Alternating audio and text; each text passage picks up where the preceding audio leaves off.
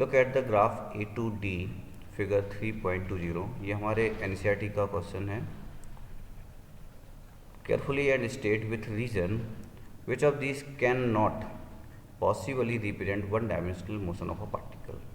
तो हमें ये बताना है कि कौन सा वन डायमेंशनल मोशन रिप्रेजेंट नहीं करेगा। तो हम फर्स्ट वाला देखते हैं पहले। तो फर्स्ट वाला स्ट्रेट लाइन क्या कोई भी रिप्रेजेंट नहीं करता है, ये पॉसिबल ही नहीं है graph.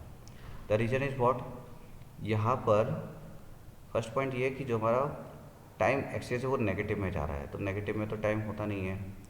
Second point is what कि अगर आप किसी एक टाइम को चूज़ करते हो तो उस पर आपको डिस्प्लेसमेंट के दो वैल्यूज़ मिलेंगे, मतलब एक ही टाइम पर ऑब्जेक्ट की दो पोजीशंस होंगी, जो कि पॉसिबल नहीं है। तो ये वन डायमेंशन क्या कोई भी डायमेंशन के लिए एप्लीकेबल नहीं होगा, तो इट इज़ इम्पॉसिबल। तो उसका मतलब ये शो नहीं करेगा।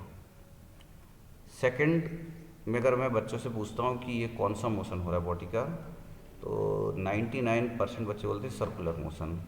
उनको लगता है कि सर्किल के फॉर्म में है तो कोई पार्टिकल ऐसे रोटेट कर रहा है, लेकिन ऐसा नहीं होता है। एक्चुअली ये वेलोसिटी और टाइम के बीच में रिलेशन बताना चाहता है, लेकिन ये भी इम्पॉसिबल है। And the reason is same, जो कि हमने फर्स्ट में देखा था कि पहली बात तो आपका टाइम नेगेटिव में नहीं जाएगा, दूसरी बात एक ही टाइम पर आपको वेलोसिटी की दो वैल्यू मिल रही हैं, एक ऊपर और एक नीचे, तो इसलिए ये भी पॉसिबल नहीं है, ये भी इम्पॉसिबल हो जाएगा। सी में भी आपको ऐसा ही कुछ देखने को मिलेगा कि टाइम नेगेटिव एक्सिस में है। दूसरी बात स्पीड, जो कि एक स्केलर क्वांटिटी है, ये पॉजिटिव हो सकती है, नेगेटिव नहीं हो सकती। तो यहाँ पर स्पीड क्या हो रही है, नेगेटिव हो रही है। आप यहाँ देखोगे नीचे वाला पार्ट क्या बता रहा है कि स्पीड नेगेटिव है, तो ये भी पॉसिबल नहीं है।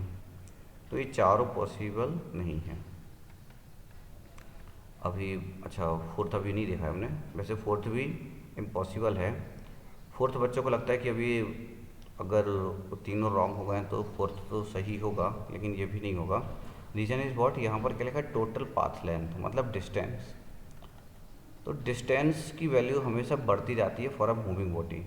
तो स्टार्टिंग से तो बढ़ रही है, ठीक है, यहाँ से देखो यहाँ तक गई, फिर ये डिस्टेंस की वैल्यू रिड्यूस होना स्टार्ट हो गई इस शेप के हिसाब से। तो डिस्टेंस वापस नहीं आ सकता, मतलब कम नहीं हो सकती वैल्यू उसकी, कि 0 से अगर 20 मीटर हो गया है तो वो 20 के बाद 21 ही होगा, 19 नहीं हो सकता। तो इसलिए ये भी पॉसिबल नहीं है। तो हमारे आंसर क्या होगा, हमारे आंसर होंगे ऑल 4, क्योंकि उसने हमसे क्या पूछा है, कैन नॉट, तो कौन कौन नहीं बता सकता, तो चारों नहीं बता सकते, तो इसलिए आंसर होगा ऑल 4।